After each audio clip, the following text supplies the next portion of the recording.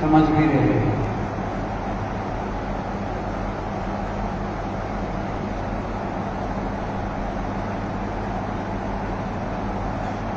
बहुत अच्छी अच्छी बातें हुई और कई बार मुझे लगता है कि जमाने में कितना बदलाव आया है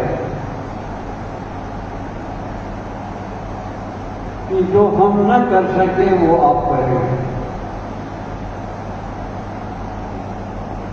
अवसर भगवान ने हमको भी दिया था,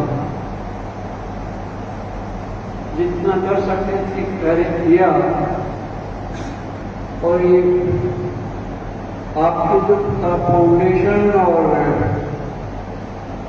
छात्र प्रसाद फाउंडेशन क्षत्रिय युवक संघ की शाखाएं बनते क्षत्रिय युवक संघ के तत्वावधान में एक ईश्वरीय कार्य कर रहे हैं।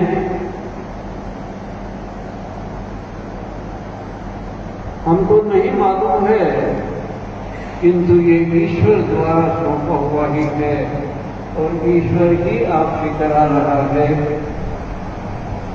पूरे राजस्थान में जितना मैं घूमा उससे कहीं अधिक आप घूमे हैं।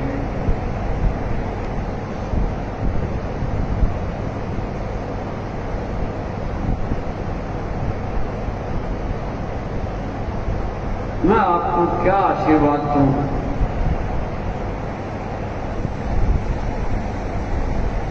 मैं तो आपसे अनुग्रहित हूं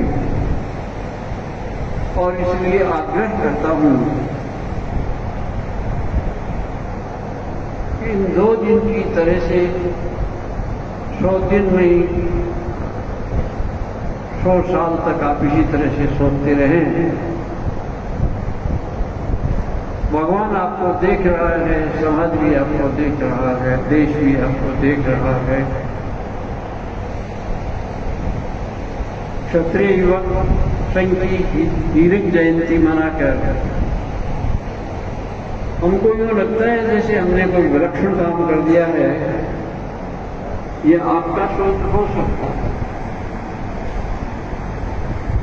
मेरा सोच न उस समय था, न उससे पहले था, न आज था।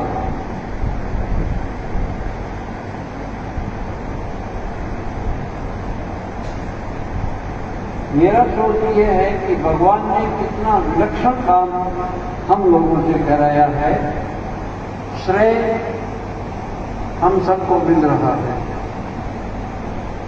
करने कराने वाला तो वही था, उसके एक अंगुली के इशारे मात्र से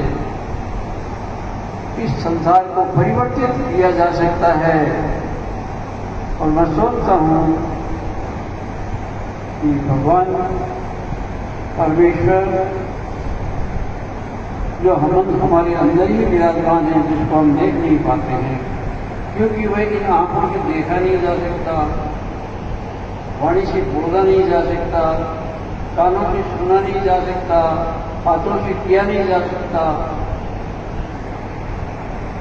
वह इतना गुप्त रूप से हमारे हृदय में निवास करता हुआ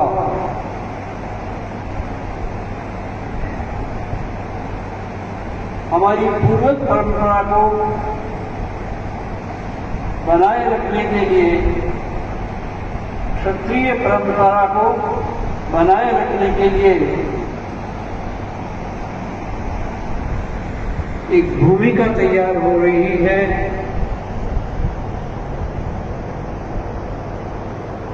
वर्तमान नहीं तो भविष्य में अवश्य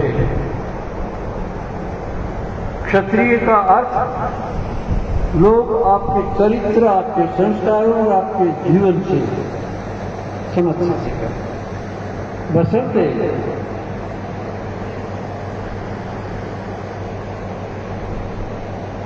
कि हम हमारे चरित्र का ध्यान रखें। हमारे संस्कारों का ध्यान रखें, अपने व्यक्तित्व का ध्यान रखें, उस पर कोई दाग न लगने दें। समय मिले तो अवश्य देखना, दिन में देखना, रात को देखना, आंखें बंद करके देखना, खुली आंखों से देखना। हमारे हाथों से भी बहुत सारे पाप हो जाते हैं। उन पापों की ओर न देख करके शास्त्र परंपरा को ध्यान में रखते हुए परमेश्वर हमसे ये काम करा रहा है कि इन लोगों का जागृत होना, इन लोगों का उठना, इन लोगों का चल पड़ना संसार के कल्याण के लिए आवश्यक है और चलती भगवान की है। हम नहीं चाहेंगे तो भी वो हमसे करवाता है। अर्जुन ने गीता में जब ये कहा कि मैं इन मामाओं को, उन भांजों को, इन भतीजों को, इन गुरुओं को, इनको मैं कैसे मारूंगा, वो तो भगवान थे। उन्होंने 18 अध्याय में जाकर के उनको समझाया। अर्जुन जैसा हम ये कहेंगे कि वो हमारे जैसा साधारण व्यक्ति, साधारण नहीं था, साधारण नहीं था, एक असाधारण था। इसीलिए भगवान ने उसको सुना। आप भी साधारण व्यक्ति नहीं हैं, इसीलिए भगवान आपको चुन रहा है, आपसे वह काम करवा रहा है जिससे संसार का हित संपादन होगा। ऐसा विलक्षण कार्य भगवान हमसे करना चाहते हैं। हम कृतज्ञ होना सीखें परमेश्वर का। सबसे पहली बात, उसने हमको मनुष्य शरीर दिया। 84 लाख योनियों में, पता नहीं हम किन किन में रहे, योनियों में रहे, अच्छे काम किए, बुरे काम किए, लेकिन वो सब भोग मात्र था, किए हुए कर्मों का भोग मात्र था। और मनुष्य शरीर है ये करने का है, भोग का नहीं। आप करोड़पति हैं, आप सरपंच हैं, आप प्रधान हैं, उसका कृतज्ञ होना चाहिए। तो जिसके लिए उसने आपको अवसर दिया है वो काम अवश्य करें। खूब बातें हुई, बड़ा अच्छा लगा। आशीर्वाद तो 2 शब्द का ही होता है। मैं आशीर्वाद देता हूं, मैं कुछ ज्यादा बोल गया।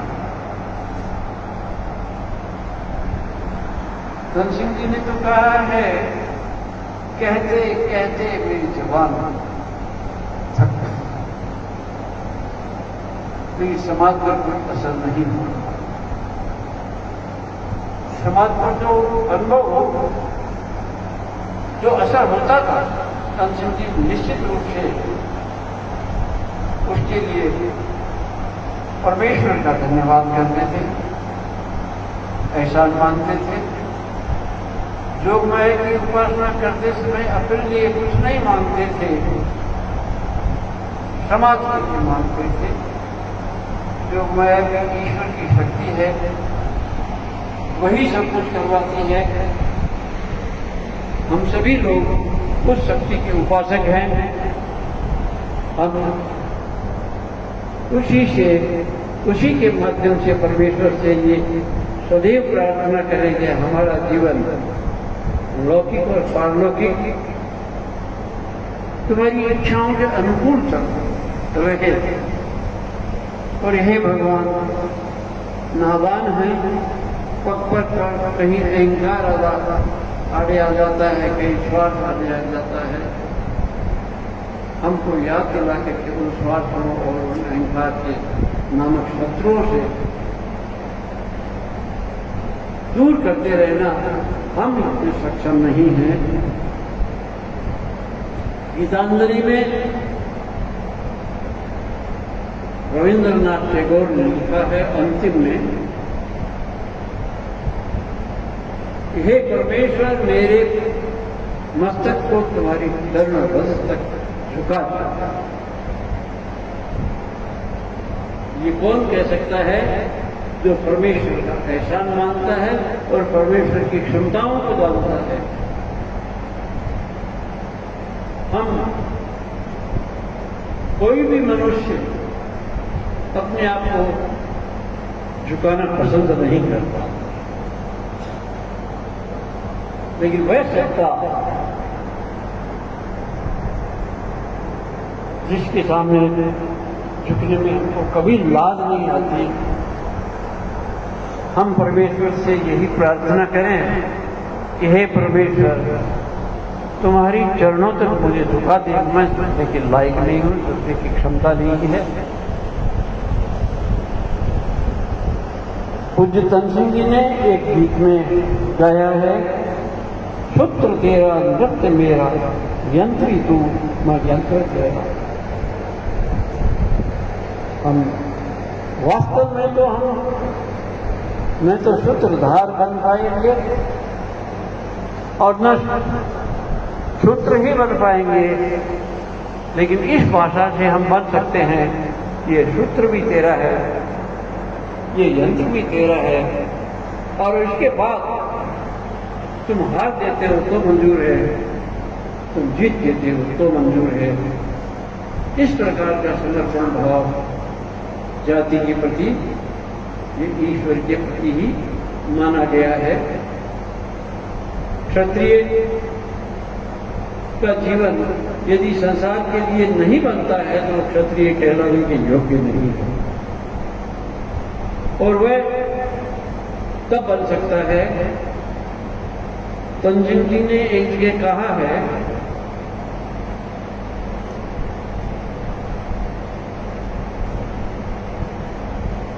ये शरीर भगवान का मंदिर है, मंदिर सदैव पवित्र रहना चाहिए।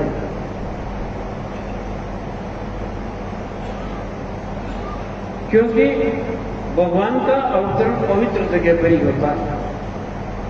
हमारे अंदर किसी भी अपवित्रता रह जाती है